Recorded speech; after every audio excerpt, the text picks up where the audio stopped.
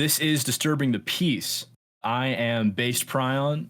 And I'm Rhubarb Motel. And this is a podcast where each episode we'll be exploring a single element from Lego's vast catalog of parts, just kind of looking at it in detail, the history of it, applications for it. We're going to be looking at Lego pieces and asking ourselves, do they need to exist? Why do they have to exist? And how feasible is it for us to destroy every single last one of them on planet Earth? All right, Barb, we got an exciting one. Very first episode. And I'd say for the first episode, we're doing one of the, I think, one of the most iconic pieces of all time. A piece that could only really exist in the mind of a crazed European that manufactured it. That is part number 4151, plate modified 8x8 with grill, which right off the bat, I want to say is a terrible name. Oh, you want to give it a new moniker? Do you think it's appropriate? Yeah, I think we should give it, first of all, something shorter, but also, so 8x8 with grill. Grill is often used to mean like vertical or horizontal, kind of like stripes, you know, at least on Bricklink. What this has is a lattice. Every other part that's got this kind of diagonal pattern to it is called a lattice part, but for some reason, this one is a grill part. Yeah, as far as the terminology goes, Bricklink is pretty consistent. I don't know if this is a Lego given name or if this is like a fan given name. I know that Bricklink has their own terminology for colors at the very least. But yeah, it's not really a grill. It is a lattice. And the lattice is, I would say, the most important part of the piece. Yeah, it's definitely the star of the show. I love the lattice family.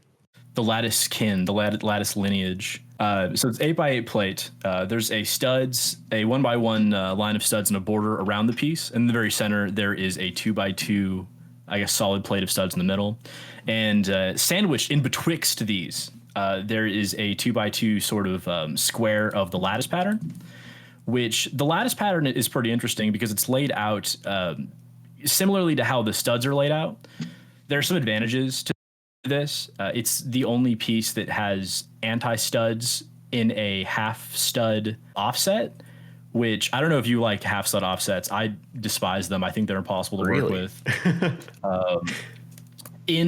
For a lot of applications, I just feel like it's a headache to get everything to line up. It's like you're working out of system almost. Oh yeah, that's fair. But as far as this goes, it's the height-wise the most economically efficient way to get a anti-stud and a half-stud offset, which I imagine would be useful to probably some psycho out there. I think it's, of course, not very useful, but somebody could probably get some use out of it. Yeah, the lattice is actually laid out in a way where you can stack it directly on top of another plate, and it's not going to cause any friction, which is interesting given that it's got this texture to it. Yeah, and it's weird that we don't really see much of this outside of this plate and the fence. I think this pattern is really useful, and the fact that it's entirely anti-studs, I'd say, is the more useful fact than it being laid out in half-stud offsets. But aside from this and the fence, I can't think of any other piece that has this specific sort of lattice pattern on it. There are a couple window panes, and I think the new chain link fence bit also kind of fits it, but I don't know that they've got the same dimensions or actually like can fit a stud, you know? That new window lattice, that's the new kid on the block. You better take him seriously. I think we're going to be seeing a lot more of him in the future. Let's get into the history of it. So I think that it's important that we figure out when we're going to talk about the evil predecessor to this piece, the sinister Scala freak, yes. the hidden painting goblin. Do you think it's appropriate to talk about it now or at some point later? No, yeah, I think that's appropriate because the part itself that we're talking about, 4151, was introduced in 1989, but it actually has a predecessor from almost a decade prior that was used in a single set, and it's almost exactly identical to this part, but it's got a weird little diagonal cutout in the middle, about the size of, or I would say exactly the size of a 2x2 plate or tile, and it was used in 4336 mirror as just like a back piece for a weird little like play mirror thing. mirror set itself is very fun also because I guess they also include pictures of dogs that you can slide into the mirror for some reason. Visualize the person you want to be or whatever. Yeah, woof. It's weird also because Bricklink lists this as a Scala set, but Scala was like a '90s, like a late '90s theme, so I have no idea how this is attached at all. If we're not to lengthen this digression, but this set is also incredibly strange for having a 2x2 tile that has like a quarter tile cut out in the corner, which I don't know if you've seen this. I don't know how deeply you've looked into the maddening eldritch abomination that is this children's mirror Lego set. But it's weird that there's a tile with a quarter tile cut out that they haven't made one since. And also, I don't even think it fits the geometries of the current quarter tiles. I don't know what happened. I don't know why this exists. And I don't know why they made this. And then 9 years later, they were like, oh, shit, actually, it rocks. We got to bring this back and make it usable. Yeah, I love that about it. I love that it's got such a long, weird history. Yeah, and also, listeners at home, all of you, please donate us your money so we can afford to buy the this specific cutout piece. The only way I could find it is there's like a sealed set from Denmark that costs $186. So if you could send us that amount of money so we could purchase this from some crazed European, so then we can look at it and be like, wow, that's weird. That would be much appreciated. Never use it in a build. Never use it for a build. And let's talk about the applicability, because I find this piece to be very difficult to use when I'm making mocks, but Lego loves this thing. They can't get enough of this absolutely loves this thing. So before we get into that, there are actually two variants of it. There was the original one introduced in 1989, which is just a 2x2 plate in the center of it. The second variant of it, 4151B, was introduced in 2005, and it has just like a Technic compatible hole in the middle of it, which I think does so much to making it more useful for some kind of interesting stuff. Yeah, I feel also, like unfortunately, it's ugly. Yeah, no, with the technical piece or the regular one? The whole piece, I think, is quite ugly. Oh, I think they're both pretty ugly. I honestly that's kind prefer of its charm, right? I suppose this is one of the pieces that I sort of identify most as Star Wars. Like when I think of this piece, I think of the Star Wars sets that are used in, and solely because of that, it begins, the bile begins rising in my throat, and I start getting angry irrationally, and I start punching monster energy holes in the wall. But its usage, the applicability of it to anything, I think that's its strongest suit. Because this doesn't have to be sci-fi, it doesn't have to be fantasy. It can really be anything. It's a very generic piece, but it has a lot of personality regardless. Yeah, that's kind of exactly what I love about it. It's got such a kind of unique texture and just overall strangeness to it, but it's not in any particular direction, and it doesn't suggest anything too much. You can kind of do a lot with it, and Lego has definitely taken advantage of that aspect in the time that it's existed. It's in so many different themes for so many different things, really. Yeah, I don't know if you have a selected list of all the themes that it's been featured in. It'd be easier to say everything. I mean, it really has been. It's been in both avatars. Free association, what comes to mind? It's been in both avatars, every like good classic space theme. If they keep putting it in divers themes over and over again. I love it for like underwater stuff. I think it's so cool for that because it suggests like, if you raise it up a little bit, it suggests something underneath, Yeah, and this is probably its greatest strength in my mind, is that it is an effective way for Lego to cover an 8x8 space without just putting in a plate, which doesn't look very interesting. There's some usages early on. They use it, I think, in an M-Tron set, its only appearance in red, where they put it on the very top of like this big moving vehicle with a great name. We find this, the Mega Core Magnetizer. That thing is incredible.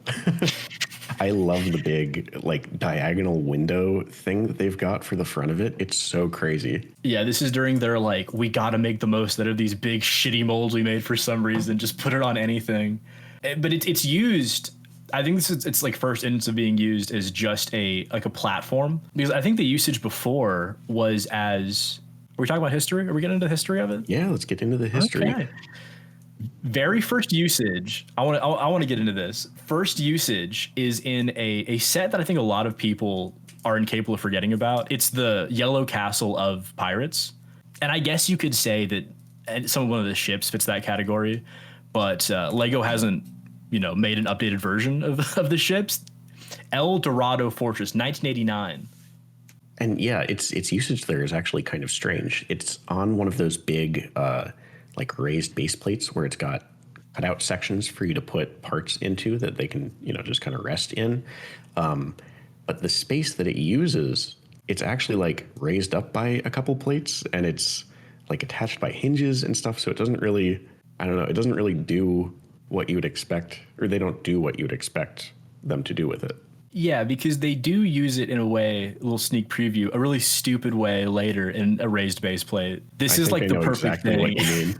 Yeah, maybe. I mean, I feel like they use it a lot to just cover up a big hole that they had to put to hide heatsink or something. I think its usage in El Dorado Fortress is really funny because they use it as a dungeon grate, but also there's like a prison cell right next to it. Yeah, I mean, you've got regular lockup and maximum security or whatever. Take his ass to the oubliette.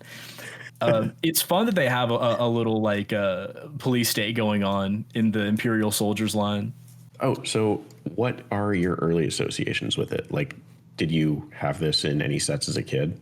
I did. I think I stole a bunch of these from a friend of mine when I was a kid, or at least one. I had a friend that had the What first. prompted you to steal it? I was a bad child, I guess. I don't know. Why do dogs chase cars? The Joker, right?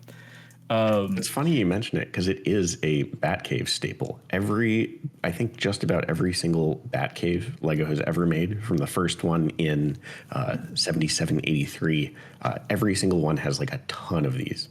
It's neat to see it using the Batcave a lot because I think it deserves its own Star Wars 9-minute long tangent about how it's like, I think this is the Star Wars piece. I think really that's interesting. There's a couple I'm not of saying things. you're wrong, but it's There's a couple of pieces that identify very strongly with Star Wars. This piece, that big shitty cylinder for the X-wing fighters. Yes. But future episode, I'm sure. Yeah. But this thing, I mean, if you look at the set that is in for Star Wars, we're looking at the first gunship, the updated weird Clone Wars gunship, the first good Millennium Falcon, and then like a bunch of UCS sets, very early ones also.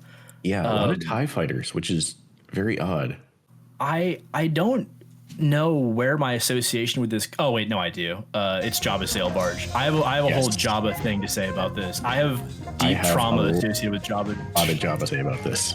I have so much Jabba shit to say about this. I guess the last thing that I want to say with the history is that it's interesting how they keep putting it in the and forgive my terminology, the girl themes. The themes for so ladies. Interesting. A lot of cool parts come from what were at the time just kind of the girl sets, As this is the inaugural episode of the podcast, I think it's important to mention that the thesis of this podcast is that Belleville is the greatest theme of all time. Yeah, I think we're going to build a pretty strong case for that. This will be about why Belleville should have never ended and why it should be brought back. Mostly just so that we can keep making crap. Belleville Eternal Empire. We must return. It's used in like the ceiling of a Paradisa set, like a country club. There's vines on it. It's used as in a Belleville set as a playpen for a baby. It pops up in interesting usages in girl sets. And I think the reason why the light green one in 5805, the Enchanted Palace. Yeah, it's so this is my worst light usage. green, which is a great color. I have the light green. I'm beholding it in my hand right now. This is the only one of the non-updated mold that I own is the light green. And very strange that it should have been light green also because the color selection, the part selection on light green is horrible. You have so little to work with. Exclusively 8x8 plates of various kinds. It's so weird. Yeah, it sucks, dude. Is there much to say for color selection? I feel like there's some fun usages. Yeah, I mean, there's that dark pink one in another Scala or Belleville set. But other than that, it's a lot of industrial kind of muted tones. It's kind of sad it only appeared in red one time. I think that this is a really fun piece in the brighter colors. But here's my thesis for the piece, right? Here's another thesis. I have more ideas, you can believe it or not. This is my vote for the darker gray piece of all time, old dark gray. Ooh, yes, I like that. My first encounter with this piece was in 7047, the Coast Guard base thing where it was used as a helipad. Oh And yeah. interestingly enough, they actually covered up a lot of the part. Like it's kind of sandwiched in between some other plates and tiles. And it's resting on top of an 8x8 space where you'd think they would just, put it. But it's raised up with those weird little table parts. And I think part of this piece's charm is that you can cover it up in various ways and still get that lattice texture underneath. Just adds to its versatility, I think. I wonder if that's what the plate tells itself when it's like every single set it's used in, it's like halfway mostly covered up, and it's like, it's okay, I'm foundational, I'm necessary for this set to exist. And I mean, the variant with the hole can actually be kind of used as like a larger Technic plate just because of the area it covers. I think it can add a lot of stability. Yeah, and it's certainly more interesting than just using it as, or just using a regular 8x8 plate. Totally. It's got a little spice to it. It has that spice that that you have to make a piece for. You can't just manufacture something else. So let's talk Jabba's palace and Jabba's sail barge, because I think Jabba's that's palace. kind of both physically and digitally the big association people have with this part. Is Jabba's palace? Yeah. Okay, here's my personal history, right? I don't know if you want to drop your truth nuke before I start screaming, but I have like a whole gaslighting document to go through where I thought I was driving myself insane. What do you got? I'm going to prompt you. What do you got for Jabba's palace? I think we might have landed on the same thing. But in the Lego video games, the early Lego video games, because this is just a big single part, it's often used to suggest something you can interact with in some way. The cutouts in it kind of imply like part that's going to fall, like a hazard, or maybe air will come out of it, or you can interact with it in some way. And the Jabba's Palace level in Lego Star Wars 2, later in Lego Star Wars The Complete Saga, has a non-existent variant of this piece. This is not what I had at all. What are you talking about? I wish this existed. It's crazy. Huh. Oh my God. So Okay. it looks like our beloved 8x8 lattice plate, but rather than a lattice, it's actually got what could be described as a grill. They've bastardized it. They've mutilated it. They've mutilated our great plate. And the crazy thing is, the real version of it also appears a little bit previously in that level, like the room before.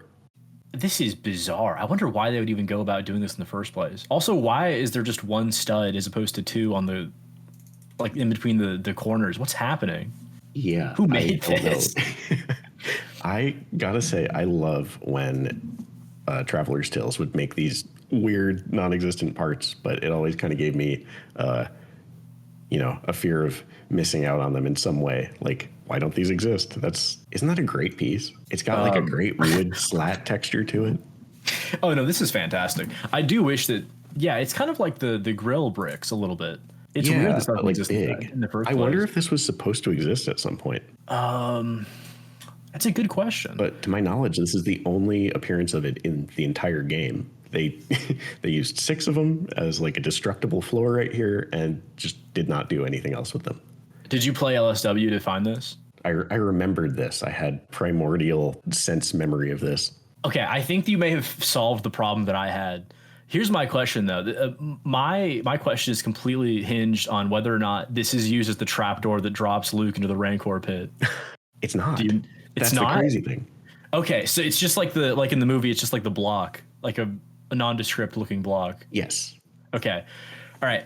So here's what's going on with me, right? I swore that they used this in the first Jabba's Palace set, the one with the yellow, classic yellow bikini Leia, right? Yes. Hut Slayer Leia. I swore they used this piece as the trapdoor that drops people into the Rancor pit because there's that space underneath. And I looked and I couldn't find it. And I was like, that's kind of strange. I could have sworn they used that piece to denote the trap door. So then I looked at the movie clip where they drop the green woman into the Rancor pit. And no, I watched the movie and I misremembered. She's not standing over a grate. It's just like a nondescript floor tile that slides out of the way. So then I was like, well, what the fuck? It's not even like a grate. So then I looked at like the new set, because there's a new one, or there's like a new series of 2 or something. And they don't use it either. They don't use this plate for the trap door. And I was thinking, like, what game did I? It's just in there. So I was like, what game did I play as a child maybe that influenced my memory? So then I downloaded Battlefront 2 from 2005, and I was on the Jabba's Palace level. And no, they also don't use a trapdoor. The trapdoor is just like the sliding block. And I was like pulling my hair out trying to figure it out where I saw this from. And it might have been this game, but you're saying that they don't use it.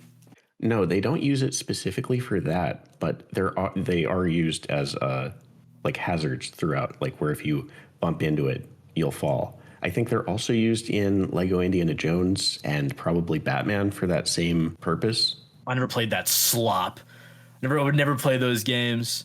I think I deduced where Mancala affected myself, which is that there's an alt build for the 06 Jabba's Palace set. Yes. Where they use the great plate right in front of him. The sail barge, yes. Yeah, the sail barge. And I think that I just misremembered, but I was like screaming trying to figure this out. I did also play Battlefront 2 for like 3 hours, which was pretty fun. Had nothing to do with this podcast at all. It holds up. It's a fun game. Yeah, it's good. Yeah, I was like trying to figure this out. Luckily, thank you to whoever uploaded these alt builds. I'm sure that FJJ has made this in full resplendent glory at some point. To my knowledge, I don't know if he has, because it's been so long since a sail barge set, save for the UCS one. I don't know that he's rebuilt it into any of its alt builds, but that would be very cool to see because I have such fond memories of those. I used to stare at those instructions for hours and hours and just try to figure those out. For the sail barge? Yeah. The sail barge is great, man. That's a classic. Yeah, that is a fantastic set. Anyways, that's my personal history. Aside from that, I remember using these as a child for pretty much everything. I had, like, for some reason, a billion of these. And, you got to make a secret base. You got to make an evil base. And these are perfect for an evil base. This with one of the big, ugly rock pieces. That's evil base excellence. The classic speedball, the classic Lego speedball, as we call it. This, you raise it up a little bit. You got some lava underneath. You got a big ass rock. You got to have some control panels. They got to have skulls for heads and clone armor for some reason. Do you have a best and worst usage in a set? I'm gonna start with a strange use for it.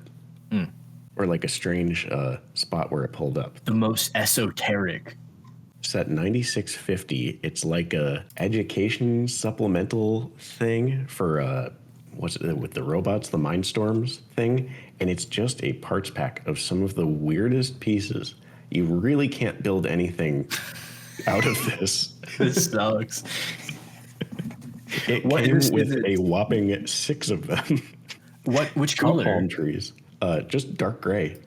Okay. So you got these guys in dark gray. You got some of those gigantic arches in translucent dark pink. You've got some of those where it's a brick on the bottom and then just kind of round all the way up in dark pink. Some base plates. It looks like a ton of antennas and chrome bullshit. Yeah, the chrome domes are truly egregious. That's like the nail in the coffin of just like random bullshit go. This is like such a special set, and I doubt anyone has it. I like how on the product image you can see they're using 2 different types of fences because they were like, fuck, even we don't know what to do with this. I think this kind of set, we're going to be looking at these a lot. I'm sure there is no shortage of just bizarre supplemental sets that have crazy shit in them.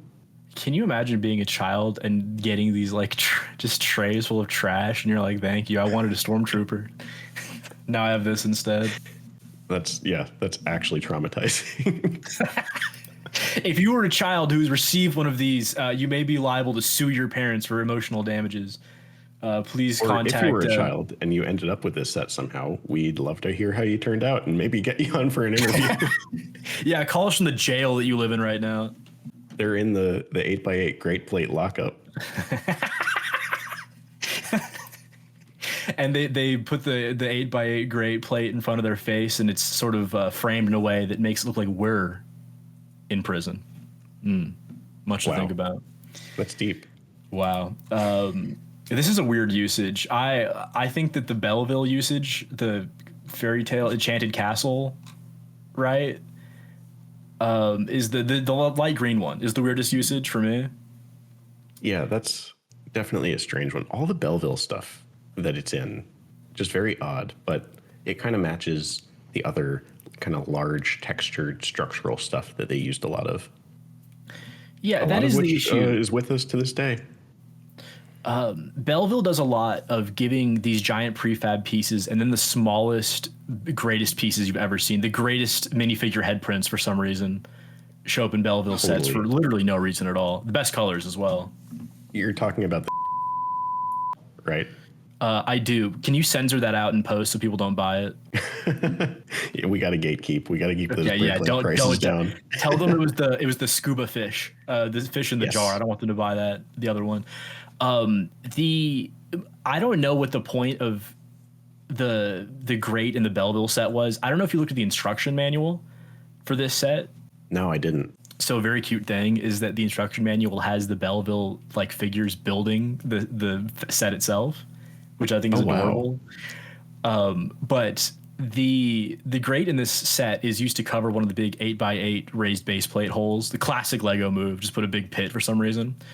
But they don't, as far as I could tell, at least from the instructions, they don't put anything in the pit. They just put this weird grate over a pit for no reason. But my theory is they include a witch in this set. So my theory is supposed to shove the witch in there. Throw her in the hole. To the pit with she.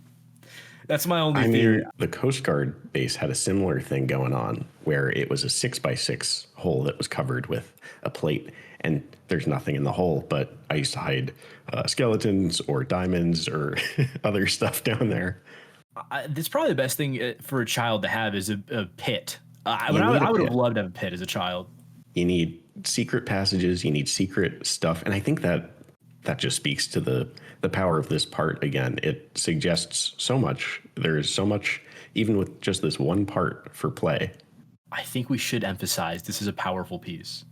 We're not playing around. Piece. This isn't like a Fabuland water wheel we're talking about here. All right, this is the 8x8 grade plate. This thing has been everywhere. It's done everything. You want to see my least favorite use of this thing? Absolutely. I'm going to send you an image, and I want you to locate where the 8x8 grate plate is used. Let's do it. Okay, Exoforce, is it underneath these big orange like canopy pieces? That sucks. It's hidden. Why even use it there? I wonder. Now, do you have a photo of the back of the canopies? No, I don't. This is set 7706. You know, I was thinking maybe, just maybe, the Technic hole on the bottom of it was used, but no, that's not even the case. And it might not have even had a Technic hole at that time. I do think that this is better than just a regular 8x8 plate, though. Still. That's fair, yeah. I'm maybe being a little too hard on it just because this part is hidden here, but it adds a little something. It adds that classic Lego jank. Yeah, it's sort of like what's the word for it, where they repeat a certain sort of aesthetic over and over again, so it becomes inculcated in your mind, like the associations with it.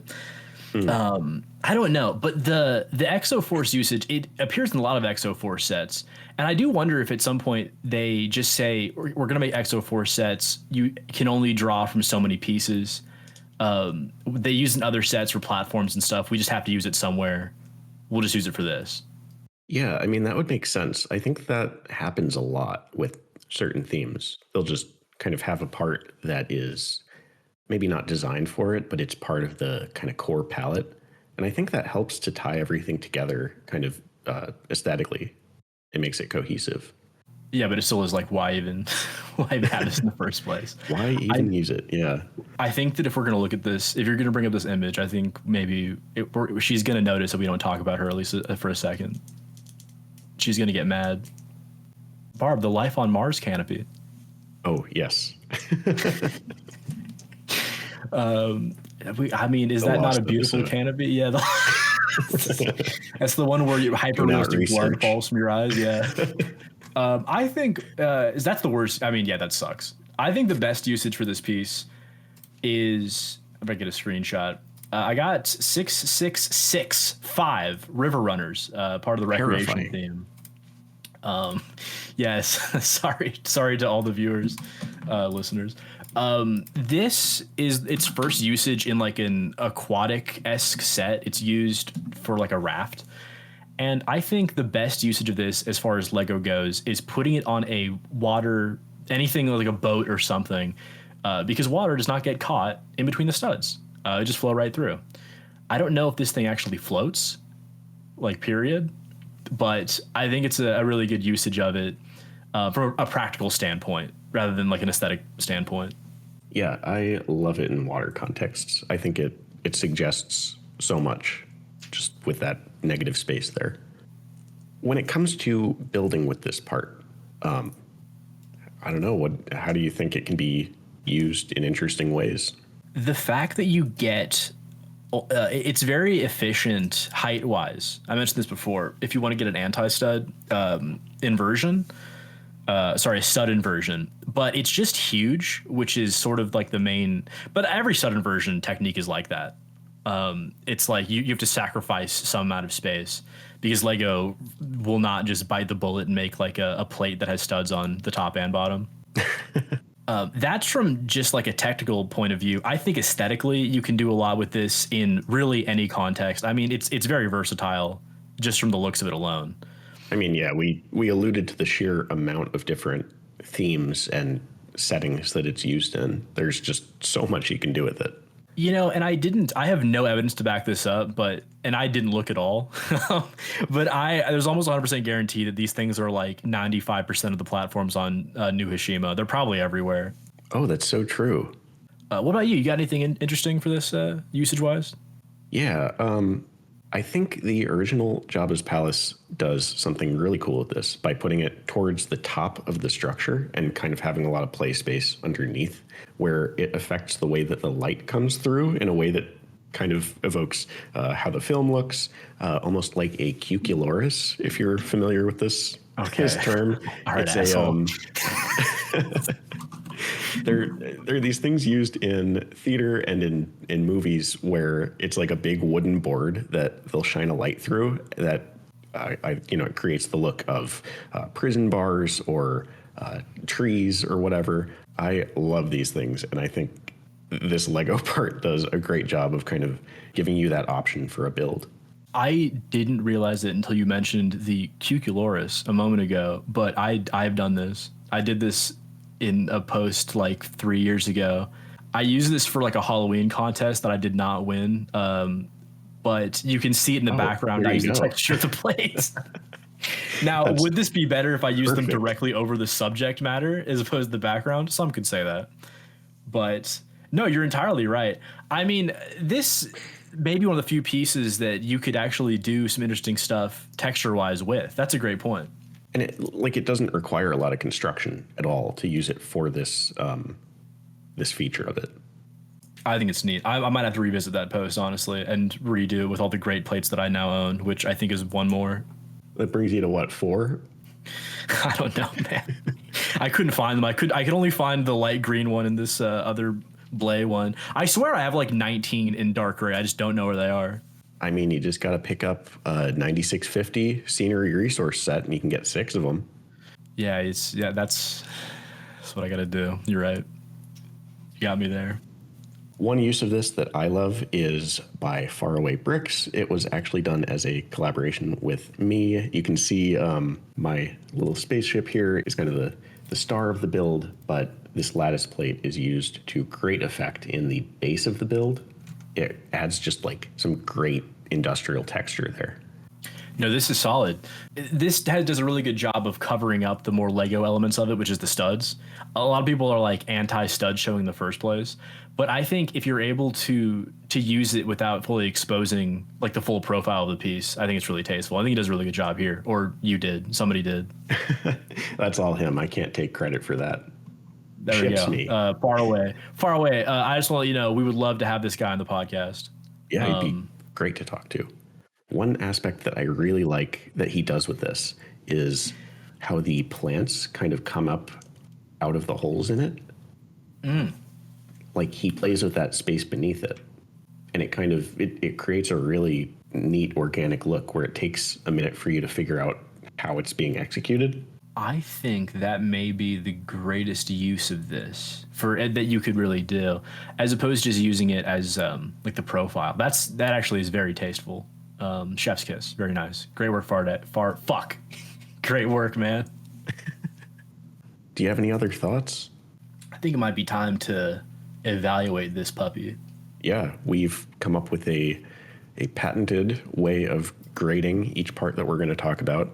And that is either to sort it, i.e. keep it on hand, easy access, or leave it in the bin, the unsorted junk parts that you don't really need.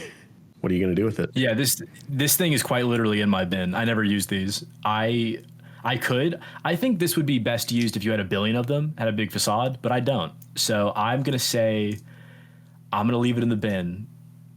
I am in the other camp here. I think it's a great part. It's got, just a wealth of uses. I say sort it. And there you have it. The first crack in the schism of our relationship that will widen as time goes on. If you've listened to this and you thought to yourself, I've seen some cool stuff that's used this before. Maybe you've made some cool stuff that's used this. Send it to us. We would love to see it. We'd love to evaluate it and see it used in new and interesting ways. Yeah, this has been the first episode of Disturbing the Peace. Thank you for tuning in, and we'll see you next time. Bye-bye.